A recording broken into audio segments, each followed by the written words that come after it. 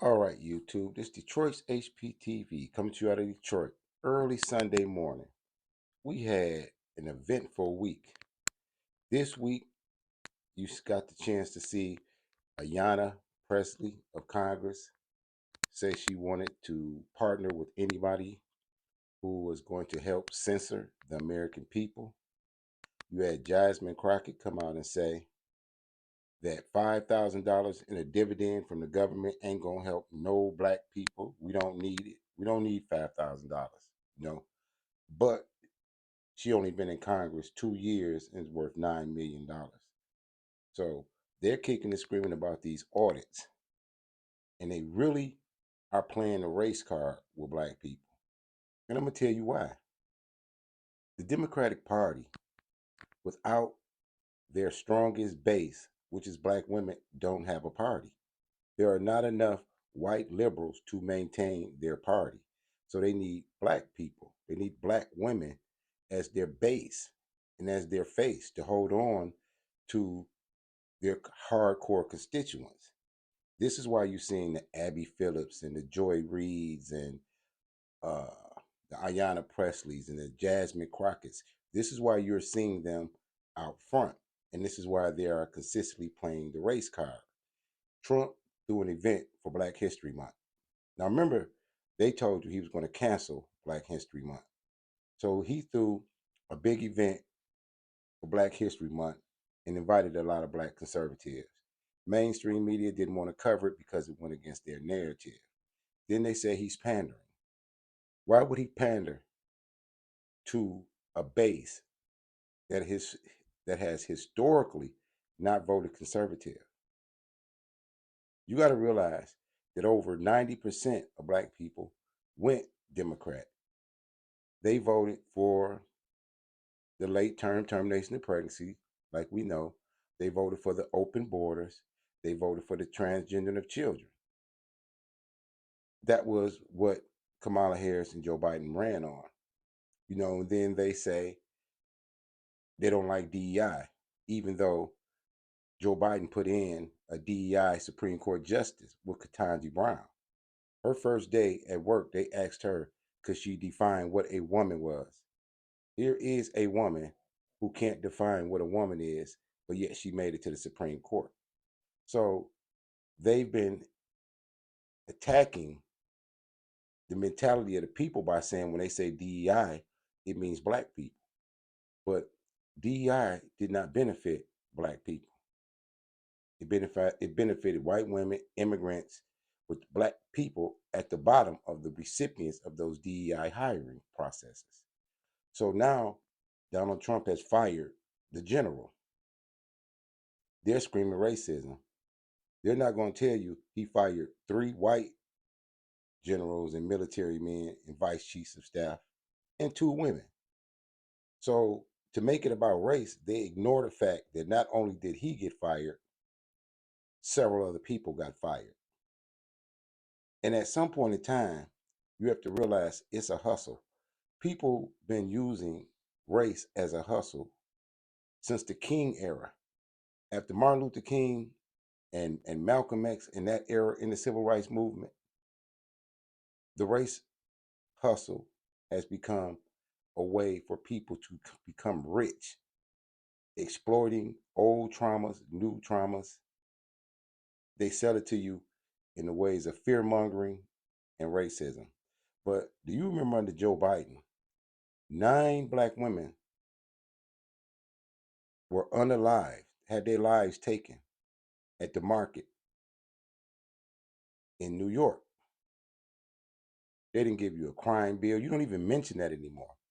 You don't even mention Dylan Roof going up into the AME church, taking lives under the Democrats, because they still will not give you a crime bill.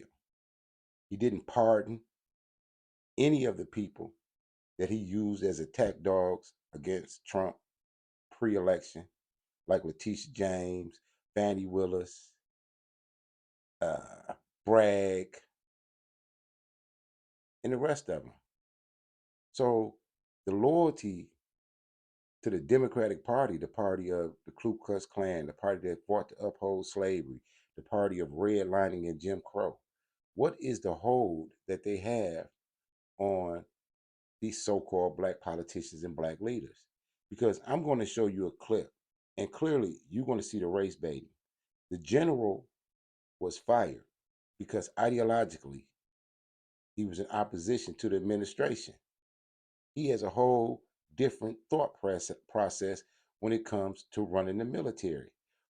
They want to continue to create racial division as a political tool and weapon against conservatives, when in all actuality, it's the biggest stumbling block in the ways of uniting this country. Think about it.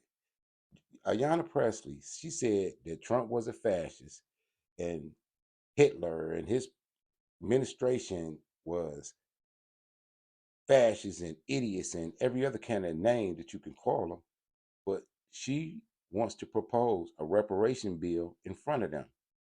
So in her mind, if she believes the things that she's told the people about this administration, of course they're going to deny it, right? And then what she's going to do, see, I told you they was racist, and try to rally their base again.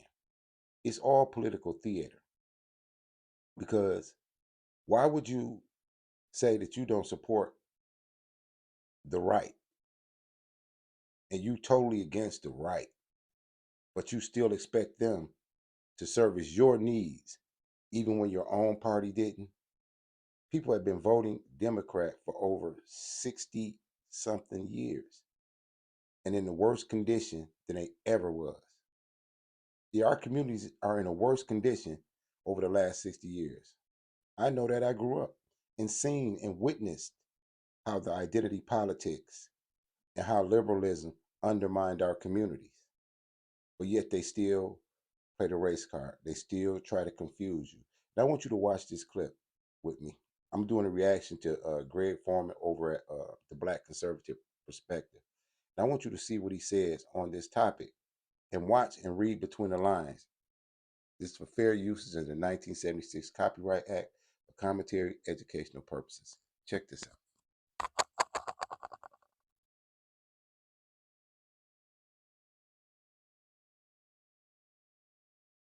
In a way that hasn't been done since World War II. There's just absolutely no other way of putting it. What is going on? I feel like that's what people across. What is going on here? Just really, what is going on between CQ Brown and I'm just going to say it. Was CQ? We need to ask the question: was CQ Brown fired because he was black?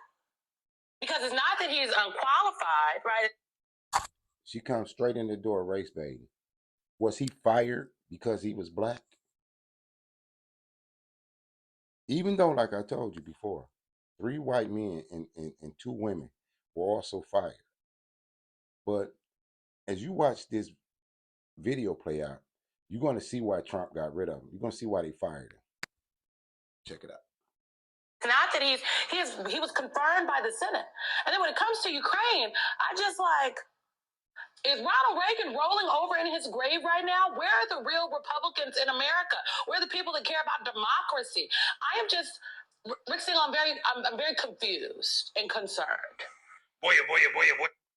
This hypocrite, who on any other day of the week hates Republicans, now she's appealing to Republicans. Where are the Republicans? Where? See, all this is an act.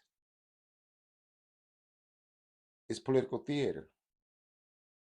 The first thing she says is, was he fired because he was black? Even though several other people were fired with him, along with him that day. Let's watch some more. Hey, boy, so we got to talk about more outrage from the left. They're now boohoo, whining, and crying racism over President Trump firing General Charles Q. Brown as chair of the Joint Chiefs of Staff and other senior officers. Now, the reason why they're upset about this is because President Trump has said, you know what, you have to rid wokeness out of the military. And in order to do that, you have to fire the people that are responsible for maintaining that ideology and pushing that ideology within the military in the first place, right? And General Charles Q. Brown was one of the guys that... Now think about this. Under the Biden administration, they were allowing men to wear dresses in the military. Who doesn't understand that that's bad for morale? To have your commanders and your leaders that are men wearing dress. You have to watch what pronoun. You don't know if you should salute and say sir or ma'am. You don't know. All this is confusing. But is that what we want in our military? Is that what we want on the front line defending us? Do we really want men in dresses on the front line fighting against communism and whatever threats that this country deems a threat? Do we want to send soldiers and our soldiers go out there in the dress? They got a rainbow flag, a American flag, and they just out there together fighting as one team. Is that what we wanted in the military? Was really big on racial quotas, and also on top of that, he's extremely woke. Commander of Pacific Air Forces, a senior leader in our Air Force, and an African American. Many of you may be wondering what I'm thinking about the current events surrounding the tragic death of George Floyd. Think about how full I am with emotion, not just for George Floyd, but the many African Americans that have suffered the same fate as George Floyd. And thinking about a history of racial issues and my own experiences that didn't always sing of liberty and equality. I'm thinking about my Air Force. Now, mind you, this is a general in the Army. You're in the Army. Your job is not to be a social activist. No matter who's affected, your job is not to be an activist. Your job is to lead the military against foreign threats. You're not to be wrapped up in domestic and civil strife and pick a side. You're the general of the Army. You enlisted and pledged allegiance to the flag and the Constitution and to fight on foreign battlefields, not to be an activist. Your personal feelings about social issues should be kept to yourself. This is why he got rid of him, because he's an activist general. And that's not your job, to be an activist. To throw your 2 cents behind some agenda that's other than the agenda of the commander in chief. This is the military we're talking about. They want to undermine every institution in America. It started with the nuclear family, entered the church, now it's in the military, it's pervasive, it's everywhere. This sense of liberal activism. It's what's creating division now in this country. People chose they didn't want to live in the views or by the views of the Democratic Party. They didn't want their children transgendered. They didn't want their borders open. They thought that late term termination of pregnancy to the 8th month was unreprehensible. They knew that this party on the left was anti God, anti country, anti family. And they are trying to say that this general here, and you just see he sounds like an activist, not a general in the military. This is what got him fired. Generals are supposed to salute, carry out orders, lead troops into battle, not confusing racial issues within the military, because the military has Latino soldiers, Mexican soldiers, Asian soldiers, black and white soldiers. So, what does it look like when an activist general who's coming out pursuing black social issues as if Chinese don't have social issues? Do you know that China experienced racism under Japan, to where dogs had more rights in China under the rule of Japan? We have to stop acting like we live in an echo chamber to where people can come out and say things and we just repeat it. Because just general was bad for the military because he's a liberal leftist, not a warrior. Career, where I was often the only African American in my squadron or is a senior officer the only African American in the room? I'm thinking about the pressure I felt to perform error-free, especially for supervisors I perceived had expected less from me as an African American. I think about having to represent by working twice as hard to prove their expectations and perceptions of African Americans were invalid. I'm thinking This is crazy talk, because to be a general, you have to outperform lieutenants, captains, colonels, majors, sergeants, privates. You have to outperform everybody in the military to rise to be a general. And then you get to be a general, and then you tell the rest of the people that they can't make it. Really? This victim Olympics is merely a tool of the left to keep people on that Democratic plantation. Here is a general in the military, not no lieutenant, not even the captain. This is the general. And he's having an emotional response to social issues within the framework of a country that's still trying to become a more perfect union. This is why he was fired. about the airmen who don't have a life similar to mine and don't have to navigate through two worlds. I'm thinking about how these airmen view racism, whether they don't see it as a problem since it doesn't happen to them, or whether they're empathetic. I'm thinking about our two sons. Now we had to prepare them to live in two worlds. Finally, I'm thinking about my historic nomination to be the first African American to serve as the Air Force Chief of Staff. I'm thinking about the African Americans that went before me to make this opportunity possible. I'm thinking about the immense expectations that come with this historic nomination, particularly through the lens of current events plaguing our nation. I'm thinking about how I may have fallen short in my career and will likely continue falling short living up to all those expectations. I'm thinking about how my nomination provides some hope, but also comes with a heavy burden. That's what I'm thinking about. I wonder what you're thinking about. I want to hear what you're thinking about and how together we can make it. Good morning, General. General, do we have too many white officers in the Air Force? Now listen how he's talking. With him being a general in the military, as it relates to him, you know what I'm thinking about? Can he lead them troops on the battlefield in a fashion that minimizes American loss and threats effectively? That's what I'm thinking about. Can he lead them into battle with minimal casualties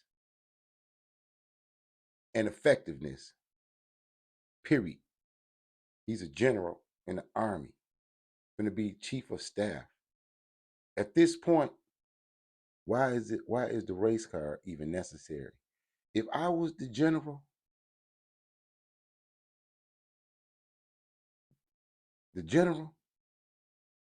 I wouldn't be screaming racism, racism, racism, racism, because I would command an army and I would empower my soldiers because I have power as a general. The victim card would no longer be necessary. Let's listen to some more. Senator, what I really look at is the quality of all the officers that we have, and we look at the aspect of everyone who's qualified, meets the qualifications, is promoted. And Well, I would agree with you, but that answer is not consistent with your August 9th memo. In your August 9th memo, you said that you signed on to that there should be a reduction essentially of about 9% of the white officers. That's 5,400. We have 5,400, too many white officers. And this is the real impact, I think, of this desire of the administration. I'm saddened to see this in this memo. Now think about what he's in front of Congress for. He's a general charged with defending the country. And instead of defending the country, he's waging social warfare within the military. Too many white officers. But yet he's the general and he's black. But yet black people only make up a small percentage of the American population. Partly that being done due to the fact that since Roe versus Wade, they've been responsible for over 25 million terminations of pregnancy, which would have caused our numbers and power as a community to far exceed where we are now, had it not been for Roe versus Wade and availability and encouragement of termination of pregnancy. Think about that. Over 20 million terminations of pregnancy among one group of people. We were voting for our own genocide and extinction. But you don't want to talk about that. This obsession with sort of race-based politics being interjected into our military. How did you come up with the percentage of 67.5% of the officers should be white? And how did you come up with 13% should be black? And how did you come up with 10% should be Asian? And how did you come up with 1.5% should be American Indian and Native Alaskan? How did you come up with 1% being Native Hawaiian or other Pacific Islander? And how did you come up with 15% of our officers should be Hispanic or Latino? Senator, that is based on that memo is on application goals, not the actual makeup of the force. And those numbers are based on the demographics of the nation. Okay, well, all right. Okay, first off, that's not even his job. So he's sitting there with his vision of how many white officers should be, how many Mexican officers they should be, how many Chinese officers they should be, based on a quota, not effectiveness and not warrior skills. You know what I'm saying? He not factoring out how many officers we got in there that can run 10 miles with a backpack into enemy territory. How many of those can we find? How many of those can jump out the parachute into the bush somewhere and take out a target? He's playing race politics. There's 10% of our country's Asian American. So is that where you came up with it? Just a percentage of the population, essentially. Because right now the actual percentage. I mean, this is where this is a ridiculous conversation, to be perfectly honest. Because why didn't you come? And then when he does his numbers and he look at what percentage of a population, look at the black community. What percentage of the population is actually male and military fit? Out of the minority that we are, how many out of that small minority in group are actually military fit? Fit to lead people into combat. No problems with obesity, no problems with their vision, no diabetes. Think about how small that number has to be while he's just doing it based off his idea of some type of social and racial equality.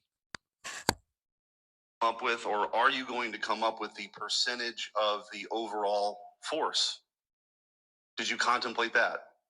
Of how many, Black Americans should be in the Air Force? Or how many Asian Americans should be in the Air Force? Did you contemplate the total force percentages? Senator, what we looked at was the aspect of providing opportunities for anybody who wants to serve this cause. Listen, if that were the case, if that were what was in this memo, I wouldn't be asking you these questions. But we have in a memo signed by you that you think, right? Think about what he's saying. And it sounds good. We just want to provide opportunities. Opportunities for what?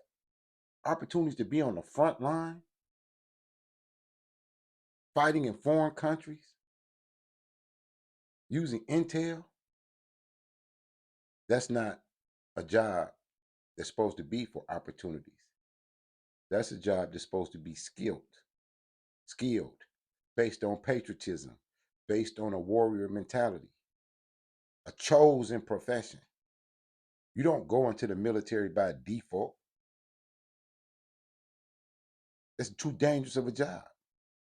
You go in there, I've seen where they showed a lot of women, they was like, we joined the military so that we can get free education.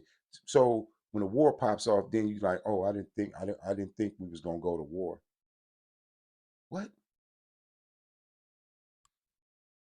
Read The Art of War. Militaries are tools of war. That is their purpose. It's not a social gathering. Now there are too many white officers, and this is a blanket statement. Yeah, so I want you guys to understand before we get into the fake outrage, the boo-hoo whining and crying here, because obviously, again, the outrage here is fake. If a white general, right, a white leader in the military, put out a memo saying, hey, you know what, we got too many blacks, right? We got 20% black. The population of black people is only 13% in the country. We need to get rid of the black officers. We need to fire them based off race to impose some type of racial quota. Do you think that the left would advocate for a person like that to keep their job? You think the left would find that okay? You think they would be okay with cutting jobs of black people in order to meet racial quotas that match the population? Like, which they only do. They only do when white people are overrepresented, right? They only care about that when whites are overrepresented. However, when everybody else is overrepresented, they feel like, oh, that's okay. Like, that's totally fine, right? That is equality, right? It's just funny how that works. So, again, just keep that in mind, that this guy openly advocated for firing officers based off their race to meet a racial quota. That's what he advocated for. That is who's being fired. And leftists are outraged. They're upset because the guy being fired is black and they're trying to nail boo-hoo, whine, and cry racism instead of addressing the actual real issue in regards to why the guy was fired. It's quite simple. His ideology, okay, his way of running an organization, okay, was not consistent with what the President of the United States wanted. And the President of the United States is the commander in chief. It's really that simple, right? It's very simple. But again, according to these people, no. Trump just doesn't want any black people in the military. So without further ado, let's get into it. Action is that the Trump Pentagon does not welcome black people. They're discouraging black people from joining. There's no. Wow. Now, we know this to be a lie. We've seen World War I, World War II, the Korean conflict, the Vietnam War, where they was drafting and snatching black people into the military, and we've seen the Gulf Wars. Who is actually saying, no, we don't want to put y'all on the front line? See, this goes against every other race baiting thing that they've ever said. Oh, they just want to put you on the front line. Okay. Trump explained at his party that one of the first people in the Revolutionary War of 1776 was a black man. At the Boston Tea Party, the first person who shed blood there was Crispus Attucks, another black man. Black men have been fighting in the U.S. military since the beginning and origin of this country. Trump even acknowledged that. They're trying to conflate this social activism that got this guy fired with racism in the military, something which has never existed since they formed the United States military in the 13 colonies. They would, even when the Civil War happened, you had slave masters in the South making their putting guns in their slaves' hands and making them get out there and fight. So what are we talking about, really? Read between the lines and listen to these liberal women who ain't never going to fight nothing. No home for women. We know also the CNO of the Navy, the Chief Naval Operations Officer, who's a woman, was also fired tonight. The commander of the Now I want you to look. It's 1, 2, 3 white men and 2 white women that was also fired with this guy.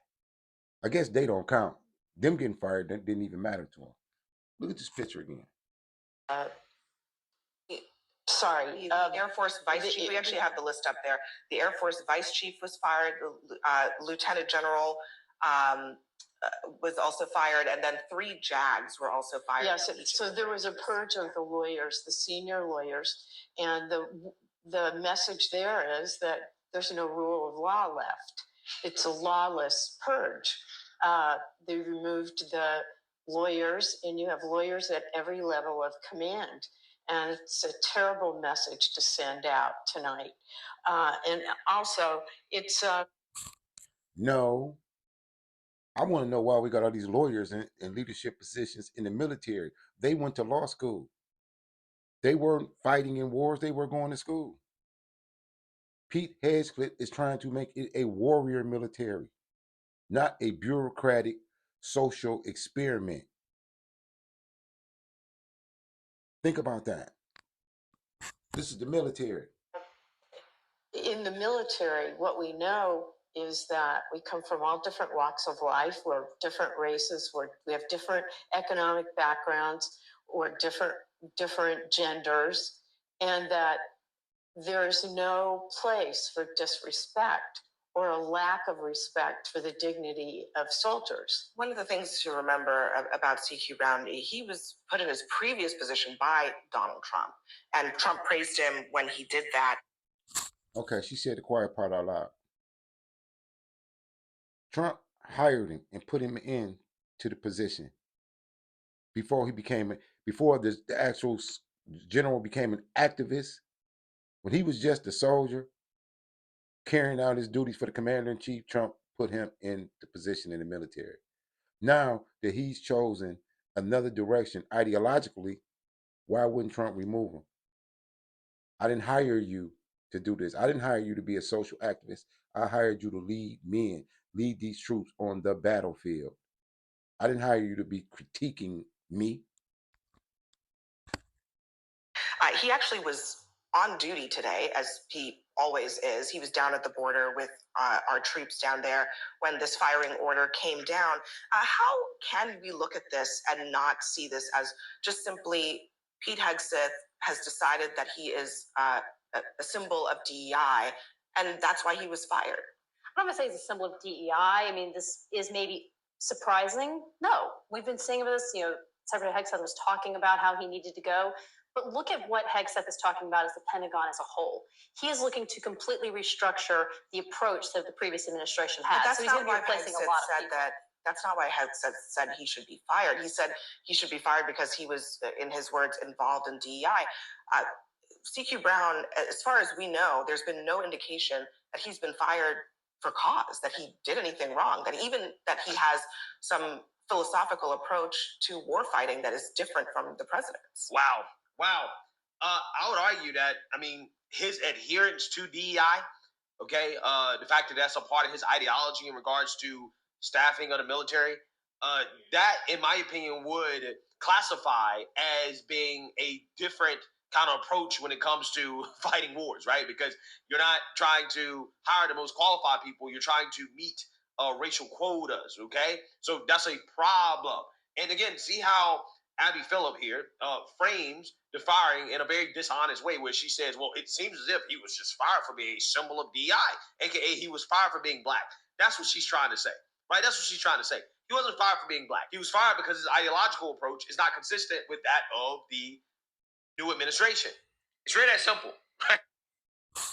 I'm going to stop right there because you get the message and how Greg was finishing off. This is what they keep pushing to you. If you've watched this to this point with me, you know why he was fired. He was fired because instead of him being preoccupied with the training and effectiveness of his military, he was engaged in social engineering with ideologies that come from the left, even though the administration is on the right. Would you want somebody as your general whose ideological perspective and approach to the world was diametrically opposed to yours? Of course not. That's foolish. They want you to keep thinking that you can be anti-American,